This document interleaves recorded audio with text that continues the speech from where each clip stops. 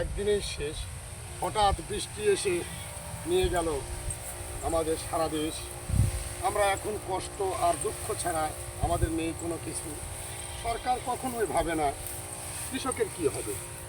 কৃষক আমরা কষ্ট করি সারাটা জীবন ধরে, আমাদের দাম কেউ দিল না, কখনো কেউ কিছু মনে করে। আমরা তো ভাই কষ্ট করি সোনার ফসল ফলানোর জন্য। এই দেশের কষ্ট, আমাদের কষ্ট কেউ কখনোই দেখলো না। তাই তো বলি ভাই, আমাদেরকে অবহেলা করবেন না। এই যে দেখেন, আমরা এই পাকা ধানগুলোতেও এখন ওষুধ দিচ্ছি, কীটনাশক দিচ্ছি।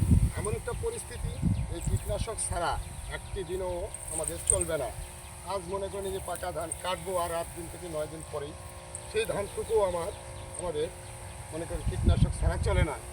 তাই তো বলতেছি, আমাদের আমাদেরকে সরকারের কাছে দৃষ্টি আকর্ষণ করতেছি যে আমাদের কীটনাশক ও সারের দাম অবশ্যই আমাদেরকে কমে দিতে হবে।